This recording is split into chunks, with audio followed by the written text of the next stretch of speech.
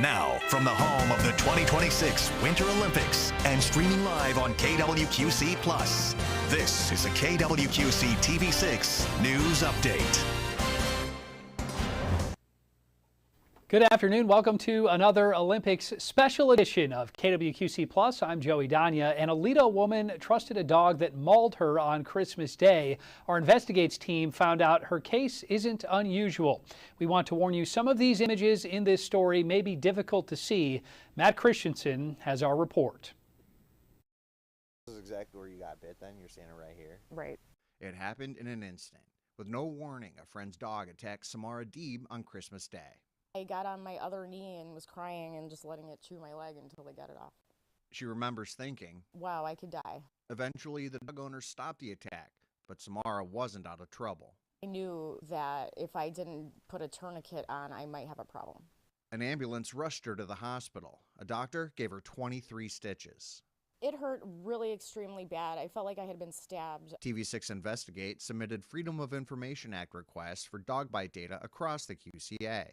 We found random animal attacks are rare, and in most cases, victims know the dog that bites them. TV6 Investigate zeroed in on data from Rock Island. The city documented 85 dog bites last year. Nearly 2/3 of the victims knew the dog. That was true in Samara's case. She'd known the dog for 2 years and it had a gift under my Christmas tree. Most cities and counties require a quarantine period after a bite, either at home or in a kennel. And in some cases, repeat biters can be seized by authorities or even euthanized.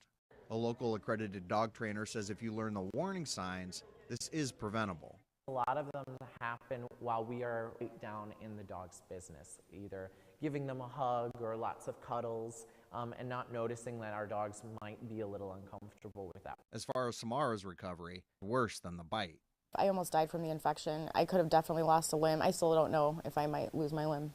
In Alito, Matt Christensen, TV6 Investigates. The latest on Samara, she is being treated by a wound specialist and met with a plastic surgeon because her injury properly. In the police report, we learned the dog owner told police Samara was getting a blanket out of the car when the dog started to attack. It was briefly confined at its owner's home. She says Mercer County Animal Control investigated and deemed the dog was not a dangerous animal. And we're going to take a break now to get a look at our first alert weather. Meteorologist Teresa Bryant joins us now. And Teresa, what a beautiful day here for mid-February. Can you believe it? Temperatures in the 70s across parts of our viewing area, with several records broken across the region. In fact, we're going to continue to see that trend for warmer than normal temperatures. As we take a look, you'll see today city's metro reaching the 70-degree mark, and our normal high is 37, so well above that. Previous record 60 degrees that was set in 1921. Let's take a look at our high temperatures for today. A new record set in Dubuque with 64 degrees, the high there. 70 degrees in the Iowa City area, in Washington, in Muscatine, and also in Princeton. 69 in the Macomb area, 67 in Burlington. Let's take a look outside. Still seeing clear skies for the most part, but we expect to see a few more clouds starting to build into the region during the overnight hours into Tuesday. Right now, enjoying the clear skies, the sunshine still for a few more minutes, and those warm temperatures. Currently in the Quad Cities, we're at 67 degrees. Can you believe that? Still sunny out there, still very mild. 64 in Dubuque, a reading of 68 degrees in Rock Falls, 69 in Iowa City, 65 degrees in Burlington, and 66 in Galesburg and Macomb. And you see those winds, not too bad, a little bit on the gusty side, but still moving out of the south, and already starting to see some cloud cover building in from the west. Those clouds expected to increase across much of the viewing area through the rest of this evening and into the overnight hours. By tomorrow morning, we'll see more of that cloud cover as our next system arrives. This one going to hold off until the evening hours, so we'll continue to see cloud cover through the rest of the morning and into the afternoon, and then rain showers developing across parts of the region. Fairly light in nature feature, and most of that trending a little bit further to the east. There is still a special weather statement due to the fact that we haven't seen much in the way of rain. So there's an elevated fire danger out there until 7 o'clock this evening. So be sure to avoid any outdoor burning. In fact, as we take a look at our information about that, the warm temperatures, low humidity, dry vegetation in farms and fields, combined with those breezy southerly winds with gusts of up to 25 miles per hour, creating that very volatile situation out there. And in fact, because we haven't seen much in the way of rain, and we're currently in a bit of a drought situation with dry to moderate drought levels across much of the viewing area. Again, we will see the chance for several instances of fires, brush fires, grass fires across parts of our viewing area. Now, the next big thing is a system moving in on Thursday. That system bringing some widespread rain showers, and some locations could get up to ½ an inch of precipitation, but most of that out of here by early Friday. And as we head into Saturday, dry conditions expected to continue for the most part. Temperatures for tonight dropping down to 42 degrees with an increase in cloud cover. Highs back in the 60s, but a little bit cooler than we saw today. 60 degrees in the Galena area, a reading of 61 in Clinton, 62 in Morrison, 62 degrees in DeWitt, a reading of 63 degrees in Wapello, 64 in Galesburg, and 65 in Aquaka. The Quad Cities looking for a high of 62 degrees, partly sunny skies. Rain develops late in the day, mainly during the evening and into the overnight hours. Here's your 7-day outlook. There's more where that came from. 61 degrees expected on, or 66 degrees expected on Wednesday, 61 on Thursday, where we could see our next best chance for precipitation. Mainly rain showers, not out of the question to see a stray thunderstorm or two out there. And then by Friday, we see maybe a little bit of a wintry mix as temperatures begin to drop back into the 40s, 30s through the weekend. And as we head into next week, more sunshine, but cool temperatures continue for that period. But at least we're going to see a nice little stretch of mild conditions out there, at least through the midweek. Yeah, enjoy those 60s and even 70s while they last, because it'll probably be a little while before we feel yeah, temperatures like this again. I think you're right about that, yeah. Well, thank you, Teresa. As Teresa mentioned, as the temperatures rise this week, so does the risk of fires. Why Scott County is under a burn ban and when it may be lifted next here on KWQC+.